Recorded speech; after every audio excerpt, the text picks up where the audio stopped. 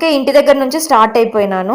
వెళ్తా ఉన్నాము, దొంగ అఘోరా కనిపించినాడు. ఆ కార్లలో ఉన్నారు. లాస్ట్ టైం మా ఇంటి దగ్గర కూడా ఒక కార్ ఆపేసి ఇలాగా మేము తిరుమల వెళ్తున్నాం, కొంచెం బియ్యం పెట్టండి, ఇంట్లో మీ మమ్మీ మీ డాడీ ఉంటే పిలిచండి అని చెప్పినారు. మా ఇంట్లో లేరని చెప్పి పక్కింటికి వెళ్ళినారు వాళ్ళు. ఇంటిపైకి వెళ్ళేసి ఇట్లా తీస్తా ఉన్నాను వీడియోని. మీ పైన కాశీలో పూజలు చేపిస్తామని 21,000 అడిగారంట. లాస్ట్లోకి ఇంకా 1,500 తీసుకొని వెళ్ళిపోయినారంట. సో మీరు కూడా జాగ్రత్తగా ఉండండి. ఇంటికి ఎవరైనా వస్తే తీయద్దండి తలుపులు, తెలియని వ్యక్తులు. ఇలానే మా అమ్మమ్మ వాళ్ళ ఊర్లో కూడా జరిగింది. ఇంకొకటి కూడా జరిగిందంట. చిక్కెంటికలు తీసుకోవడానికి వస్తారు కదా, వాళ్ళని నమ్మి మీరు అస్సలు ఓపెన్ చేయొద్దండి. వాళ్ళు స్ప్రే కొట్టేసి మీ మెల్లోటని లాక్కొని పోతారు.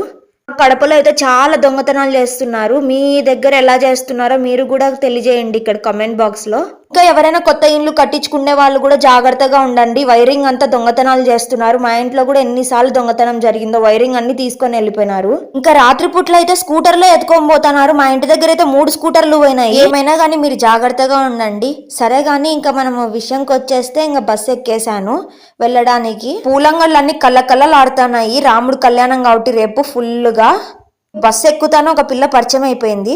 ఎంత బాగుందో కదా, క్యూట్ గా యాక్షన్స్ అన్ని చేస్తా ఉంది. అస్సలు మాట్లాడడం లేదు, నోట్లో నుంచి ముత్యం పడి